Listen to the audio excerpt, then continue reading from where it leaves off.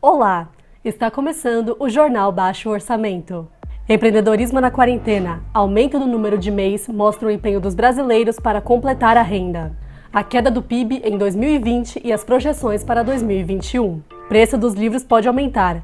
Proposta apresentada ao governo pode retirar isenção de impostos e taxas sobre os livros. Doenças erradicadas estão retornando. A importância da vacinação e as campanhas na pandemia. Conexão. CUFA cria programas de doação de alimentos e disponibiliza internet para mães da periferia.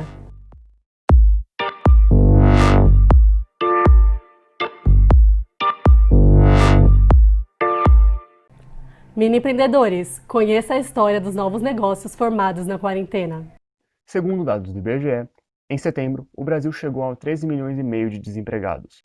Isso corresponde a um aumento de 33% desde o início da pesquisa em maio. Ao todo, seriam necessários mais de 170 estádios do Maracanã para abrigar todas essas pessoas. O relatório do CAGED, referente ao mês de agosto, registrou 250 mil empregos. Na ocasião, o ministro da Economia Paulo Guedes destacou o crescimento e voltou a falar da recuperação em V. Vale lembrar que o saldo em 2020 ainda é negativo, com quase 850 mil desligamentos. Em meio a esse cenário, o trabalho informal tem crescido. A estudante de Publicidade e Propaganda Isabelle Carvalho perdeu o emprego no início da pandemia. E nesse mesmo período criou seu brechó sustentável online. Depois disso, aí eu soltei umas 3 peças e elas venderam e eu falei, caraca! Desde então, adicionou mais peças, adquiriu mais público e tem aproveitado essa renda extra. De acordo com o Portal do Empreendedor, em abril, o país atingiu a marca de 10 milhões de microempreendedores individuais. Nos últimos anos, o número de MEIs tem crescido gradualmente, visto que, em 2009, era um pouco mais do que 44 mil. Além dos laços fraternos, Rose e Cláudia Silva também são sócias em uma microempresa de bolos. A Mamãe Doce surgiu apenas como um hobby, mas nos últimos meses tem ajudado a completar a renda mensal da família. Com a sua popularização, os MEIs têm sido cada vez mais uma alternativa para a crise econômica do país. Com o ajuste sazonal, o PIB caiu 9,7% no segundo trimestre de 2020, em comparação ao primeiro trimestre desse mesmo ano. Já no mesmo período de 2019, o PIB sofreu uma queda de 11,4%, apresentando essas como as duas maiores quedas da série desde seu início em 1996. Para 2021, o Banco Mundial prevê melhor expectativa, com um crescimento de 3% na economia, em comparação aos 2,2% esperados anteriormente. Vamos agora para um rápido intervalo.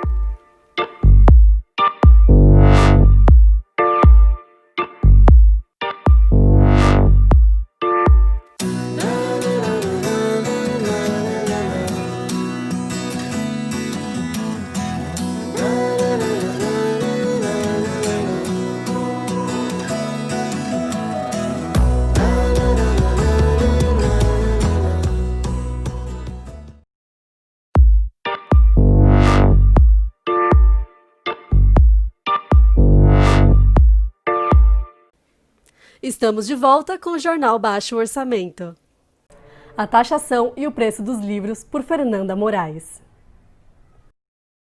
Você sabia que a reforma tributária pode tornar os livros mais caros? A proposta do governo foi apresentada ao Congresso no dia 22 de julho.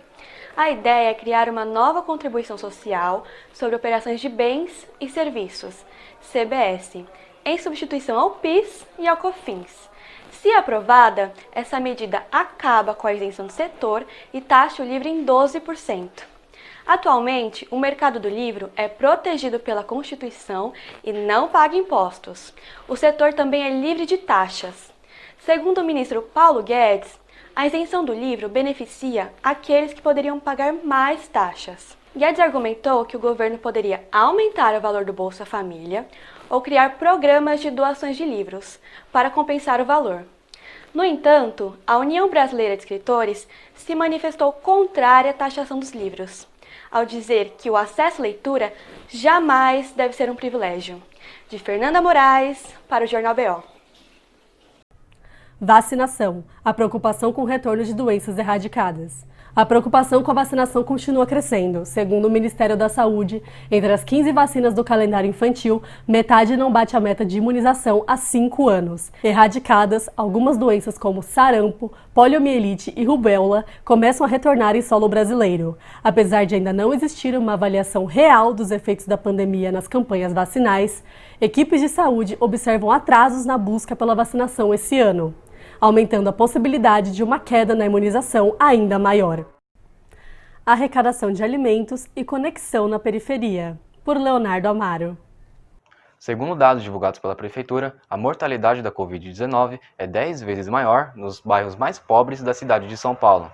Essa nova realidade tornou o trabalho das ONGs ainda mais essencial. A CUFA, Central Única das Favelas, arrecada alimentos e itens de proteção para os moradores das comunidades e favelas. Em setembro, lançou uma campanha que pretende conectar 2 milhões de moradores à internet.